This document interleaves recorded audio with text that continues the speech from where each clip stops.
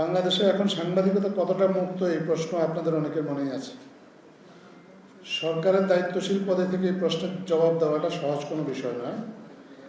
একটা দেশ যেখানে রাজনৈতিক দুর্বৃত্তায়নকে পেশাদারিত্বের পর্যায়ে নিয়ে যাওয়া হয়েছে টানা ১.৫ দশক, সেখানে যখনই আপনি মুক্ত সাংবাদিকতার পরিবেশ নিশ্চিত করতে চাইবেন, তখনই একদল সুযোগ সন্ধানী মানুষ এই যাত্রাকে নানা উপায়ে ভেস্তে দিতে চাইবে। তাই সাংবাদিকতা সহ গণতান্ত্রিক সকল প্রতিষ্ঠান ভেঙে পড়া একটি দেশের চাইলেও রাতারাতি মুক্ত সাংবাদিকতার পরিবেশ শতভাগ নিশ্চিত করা সম্ভব নয়। সরকারের বাইরেও মালিক এবং রাজনৈতিক স্টেক হোল্ডারদের একটা বড় ভূমিকা আছে মুক্ত সাংবাদিকতার পরিবেশ সৃষ্টির ক্ষেত্রে। আমরা যদি অতীত ইতিহাসের দিকে তাকাই তাহলে দেখতে পাবো সাংবাদিকতার ক্ষেত্রে, বিশেষ করে মুক্ত সাংবাদিকতার ক্ষেত্রে প্রথম এবং সবচাইতে বড় বাধা হিসেবে কাজ করে আসলে সরকার।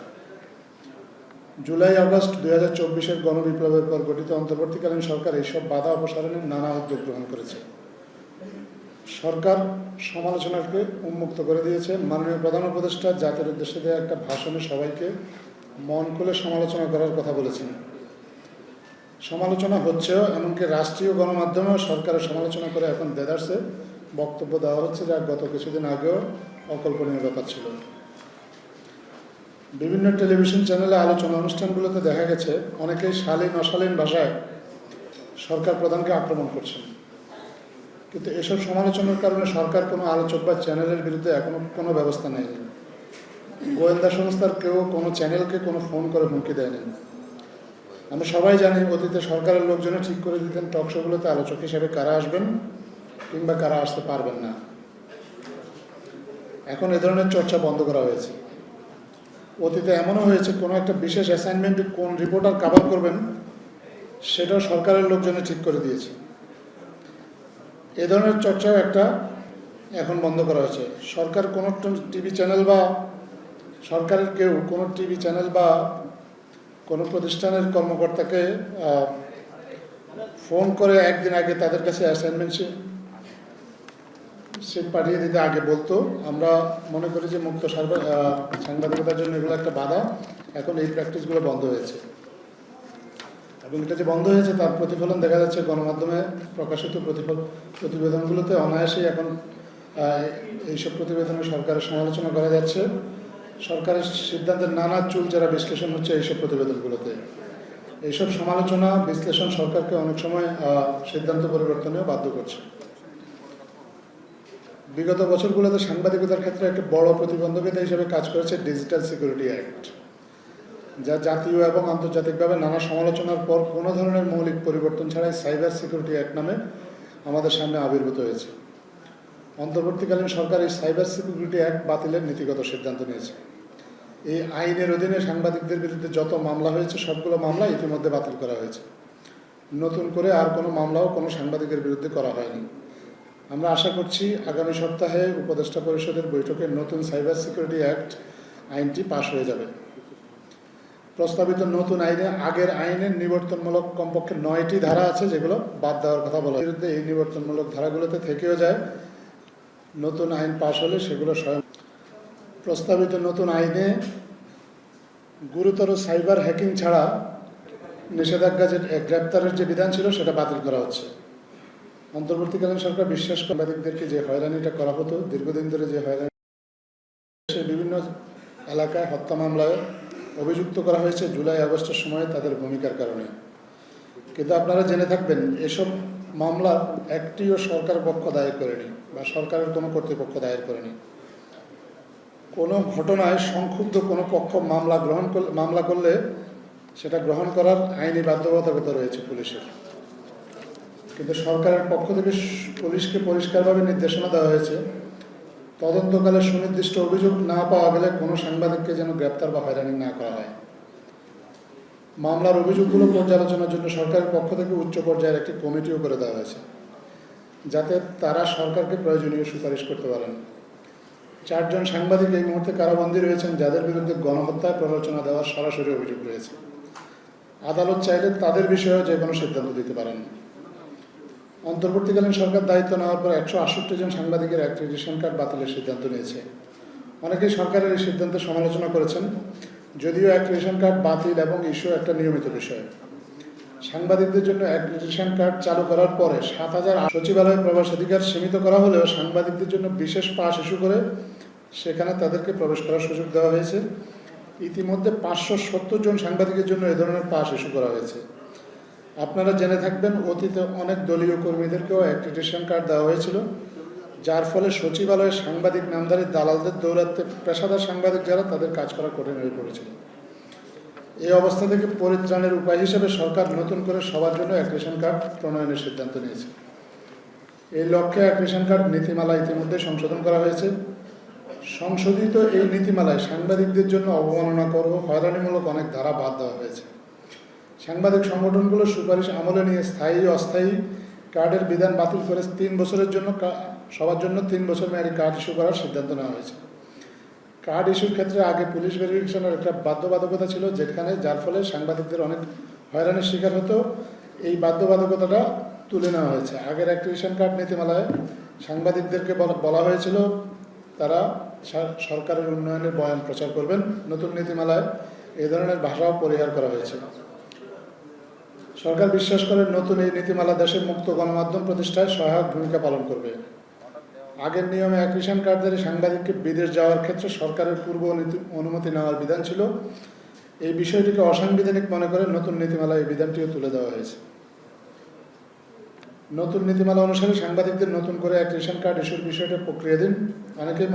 অনেকের মনেই প্রশ্ন আসতে পারে, একটা দুটো আইন বা অ্যাক্রিডিটেশন কার্ড নীতিমালা সংশোধন করলেই দেশের সাংবাদিকতা কি মুক্ত হয়ে যাবে? এই প্রশ্নের উত্তর অবশ্যই না। দেশের মুক্ত সাংবাদিকতার পরিবেশ সৃষ্টির জন্য প্রয়োজন সব মহলের সহনশীল আচরণ। সরকার এখানে একটি অংশীজন মাত্র। মুক্ত সাংবাদিকতার ক্ষেত্রে অন্যতম বড় বাধা রাজনৈতিক দল ও রাজনৈতিক কর্মীদের আচরণ। জুলাই বিপ্লব পরবর্তী সময়ে অনেক গণমাধ্যমের ব্যবস্থাপনা কিছু কিছু ক্ষেত্রে মালিকানায়ও পরিবর্তন এসেছে। আমাদের পক্ষ থেকে কেবল আমরা এটুকুই নিশ্চিত করা সম্ভব, সরকার এসব পরিবর্তনে কোনোই ভূমিকা রাখেনি। যে 2-1টি বিচ্ছিন্ন ঘটনায় সরকারি কর্মকর্তাদের ভূমিকা দেখা গেছে, তাদের বিপক্ষে তাৎক্ষণিক ব্যবস্থা নেওয়া হয়েছে। আমরা মনে করি গণমাধ্যমের মালিকানা ও ব্যবস্থাপনায় পরিবর্তন কিংবা এসব পরিবর্তনে বাধা দেওয়া দুটোই এক ধরনের হস্তক্ষেপ। সরকার তাই অত্যন্ত সচেতনভাবে এসব কাজ থেকে নিজেদের নিবৃত্ত রেখে গণমাধ্যমগুলোর কর্তৃপক্ষকে স্বাধীনভাবে নিজেদের গণমাধ্যম পরিচালনা করার সুযোগ দিয়েছে। কিছু কিছু ক্ষেত্রে কয়েকটি গণমাধ্যম অভিযোগ করেছে তারা সামাজিক যোগাযোগ মাধ্যমে নানা মহল থেকে হুমকি দামকি পেয়েছে। এসব অভিযোগগুলো ক্ষেত্রে সরকার তাৎক্ষণিকভাবে গণমাধ্যমগুলোর প্রতিষ্ঠানের নিরাপত্তা নিশ্চিত করার ব্যবস্থা গ্রহণ করেছে। সাম্প্রতিক একটি ঘটনায় আপনারা দেখেছেন 3টি পৃথক টেলিভিশন চ্যানেলে 3 জন সাংবাদিক চাকরিচ্যুত হয়েছেন। একটি চ্যানেল অল্প সময়ের জন্য তাদের সংবাদ প্রচার বন্ধ রেখেছে, যদিও কোনো চ্যানেলই এসবের আনুষ্ঠানিক কোনো কারণ জানায়নি। সামাজিক যোগাযোগ মাধ্যমে অনেকে এই ঘটনায় সরকারকে দায়ী করে বক্তব্য দিয়েছেন। আমরা মনে করি এ ধরনের ঘটনায় সরকারকে দায়ী করে বক্তব্য দেওয়া অনভিপ্রেত। সরকারের কোনো কর্তৃপক্ষ চ্যানেলগুলোকে তাদের সাংবাদিকদের বিরুদ্ধে ব্যবস্থা নেওয়ার কোনো ধরনের অনুরোধ করেনি। এই ঘটনার একদিন আগে এই 3 সাংবাদিক একজন উপদেষ্টাকে এমন কিছু প্রশ্ন করেছেন যা অনেকের কাছেই মনে হয়েছে উদ্দেশ্যমূলক। এসব প্রশ্নের জবাব সংবাদ সম্মেলনেই দেওয়ার চেষ্টা করেছেন মাননীয় উপদেষ্টা মোস্তফা সরোয়ার ফারুকী। সংবাদ সম্মেলনের পর সরকার এ ঘটনায় কোনো প্রতিক্রিয়া দেখায়নি। তবুও সরকারের উপর দায় চাপিয়ে অনেকে পরোক্ষভাবে চ্যানেলগুলোর অন্যায় চাকরিচ্যুতকে ন্যায্যতা দেওয়ার চেষ্টা করেছেন, যেটা আমরা মনে করি অনাকাঙ্ক্ষিত। সরকারের পক্ষে এই চাকরিচ্যুতি ঠেকানো সম্ভব ছিল না, কেননা চ্যানেলগুলো সিদ্ধান্ত নিয়েছে স্বাধীনভাবে। এটাকে সেলফ সেন্সরশিপের সংজ্ঞায় ফেলা কঠিন, কারণ যে ঘটনার প্রেক্ষিতে এই পরিস্থিতির উদ্ভব হয়েছে বলে মনে করা হচ্ছে তা ইতিমধ্যে বিভিন্ন গণমাধ্যমে প্রকাশিত হয়েছে। উপদেষ্টা মোস্তফা সরোয়ার ফারুকীকে করা 3 সাংবাদিকের প্রশ্নের ন্যায্যতা অন্যায্যতা বিচারের সুযোগ গণমাধ্যমে প্রকাশিত প্রতিবেদন ও সামাজিক যোগাযোগ মাধ্যমের সুবাদে সবাই পাচ্ছেন।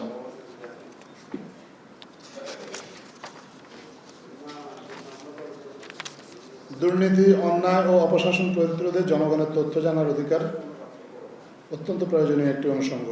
বর্তমান অন্তর্বর্তীকালীন সরকার শুরু থেকেই মানুষের এই অধিকারের ব্যাপারে সচেতন। তবে সরকার সবসময় আশা করে গণমাধ্যমগুলো এ ব্যাপারে দায়িত্বশীল ভূমিকা পালন করবে। মুক্ত গণমাধ্যমের ব্যাপারে সরকারের উদারনীতির সুযোগ নিয়ে মূলধারার অনেক গণমাধ্যমও সাম্প্রতিক সময়ে অপপ্রচারে লিপ্ত থাকতে দেখা গেছে। ফ্যাক্ট চেকিংয়ের সাথে সংশ্লিষ্ট প্রতিষ্ঠানগুলো এ ধরনের অনেক সংবাদকে চিহ্নিত করেছে যা জনগণের তথ্য জানার অধিকারকে খর্ব করে। ডিজিটাল মাধ্যমে ভুয়া সংবাদ ও গুজবের ব্যাপক বিস্তার ঘটেছে যা সাধারণ মানুষকে বিভ্রান্ত করছে। সরকার গুজব প্রতিরোধে অনেকগুলো উদ্যোগ নিয়েছে যাতে কিছুটা সাফল্য এসেছে, তবে গুজবের বিপক্ষে লড়াইয়ের ক্ষেত্রটা অনেক বড়। সরকারের একার পক্ষে এ ধরনের লড়াই কঠিন। অপতথ্য প্রতিরোধে সরকার যে উপায়টি সর্বপ্রথম বেছে নিয়েছে তা হচ্ছে তথ্যের অবাধ প্রবাহ নিশ্চিত করা। মাননীয় প্রধান উপদেষ্টার প্রেস উইং থেকে আমরা সবসময় চেষ্টা করেছি যত বেশি সাংবাদিকের কাছে আমাদের তথ্যগুলো পৌঁছানো যায় সেই চেষ্টা করা। আমাদের নিয়মিত সংবাদ সম্মেলনগুলো সব ধরনের সাংবাদিকের জন্য মুক্ত রেখেছি। অনেক সময় সাধারণ মানুষও এসে আমাদের সংবাদ সম্মেলনে আমাদের প্রশ্ন করেছেন। অন্য সবার মতো আমরাও বিশ্বাস করি প্রশ্ন করা সাংবাদিকদের অধিকার।